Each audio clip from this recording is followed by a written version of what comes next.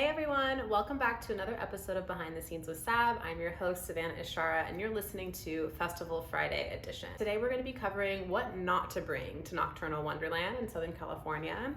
Today we have a video episode, so hi, nice to see you. If you're watching this on my YouTube, hello. I have a podcast called Behind the Scenes with Sab that you're welcome to tune into, and all the links will be down below. I wanted to make this video because you see a lot of what to bring to camping festivals, or things you should pack, or what to make sure you don't leave behind, right? But I didn't see a lot of content surrounding what not to bring, and I think that's just as important. I've attended Nocturnal Wonderland a total of, this will be my 4th year now. It is my most repeated festival and one of my favorites, honestly. It's one of our only camping festivals. I mean, we have a few camping festivals in California, but I believe it's the only insomniac camping festival in California.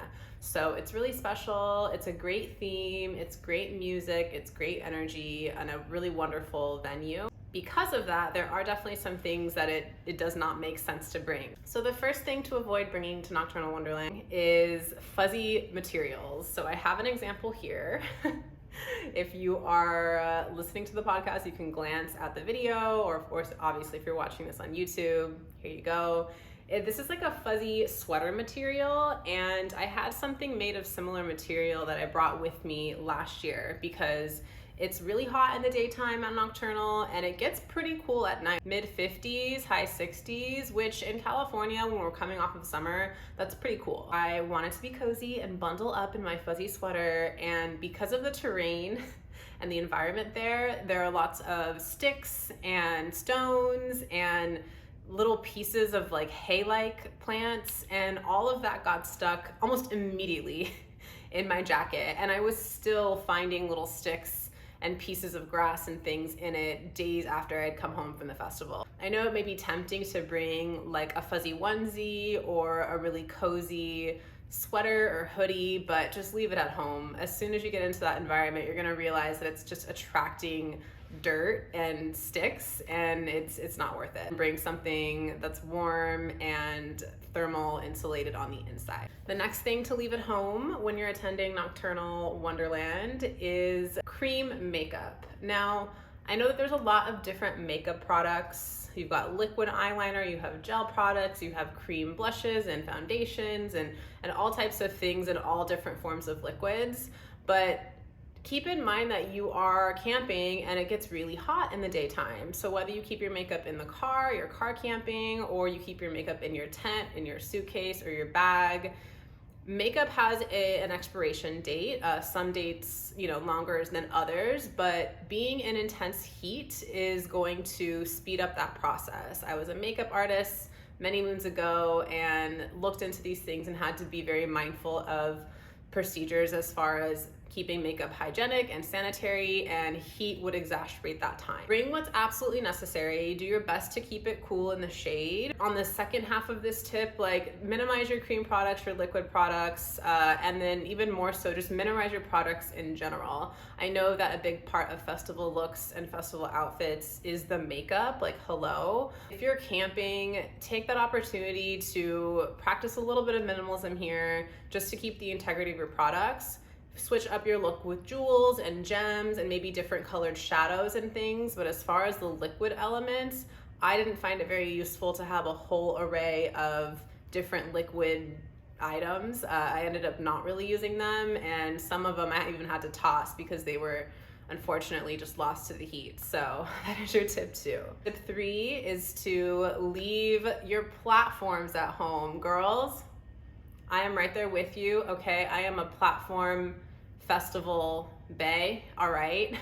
But the terrain of Nocturnal Wonderland is pretty hilly, and you do a good amount of climbing up a really steep hill, honestly. I will insert a photo of me posing in my platforms, and then I will insert a little video clip up here somewhere of me falling in those platforms shortly after, and that was the majority of my night. The terrain is pretty flat when you enter the festival from the campgrounds, and then you go up a smaller hill to get to the second largest stage, and then a very steep hill to get to that top third main stage. The only exception to this rule is if you are someone who kind of camps out at one stage and you don't really move too much, you and your friends kind of dominate one area, then that could work. Even to get from your camping spot into the festival, you're going up hills and valleys. It's not super steep in the campgrounds, but you'll definitely notice a change in terrain and a little bit of elevation. I mean, not dramatically, but you will be like feeling like you're on a hike and falling a lot.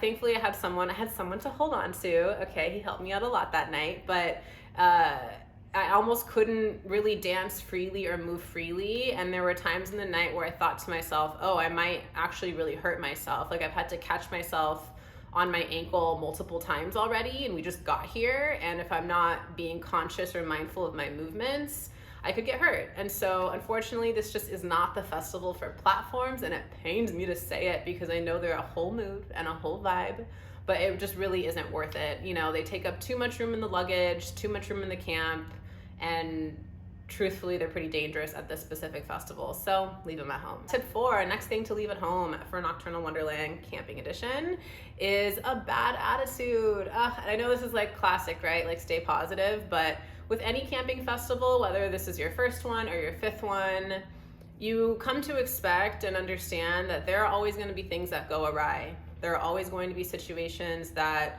pop up unexpectedly. There are going to be challenges. There's going to be wait times, Nocturnal especially. I haven't been to too many other camping festivals, but this one had a very small kind of center gathering place. Typically camping festivals will have one center location where the food vendors are, where the medical staff is, where they have classes or activities during the day before the festival starts. The center for these things was pretty small in the campgrounds at Nocturnal, and because of that, the lines for anything averaged to be about an hour. That was something I wasn't expecting, but thankfully, you know, I left my bad attitude at home and just made the most of it, tried to get things at odd times, take a shower in the afternoon, get my coffee a little later on, not in the morning when everyone's trying to get a coffee, and that helped a little bit. But keeping a positive attitude and kind of rolling with the punches is going to keep you in the vibration of feeling good and having fun, because otherwise, if you choose to get stuck up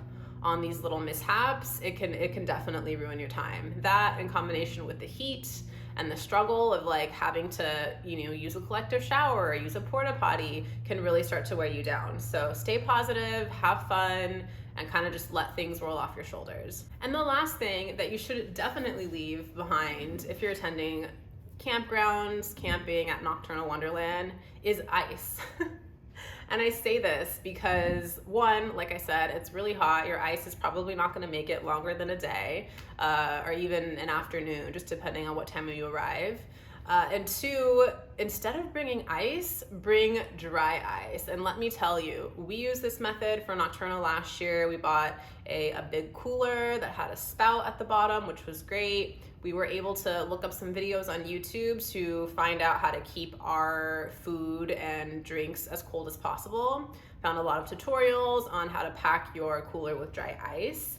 And I kid you not, we still had things that were cold, almost frozen on Monday, the Monday after the festival finished. So we pulled in on Friday night, left on Monday morning. We had drinks that were like chilled at the bottom. We had fruit that was like borderline frozen, a little bit slushy, like grapes and things.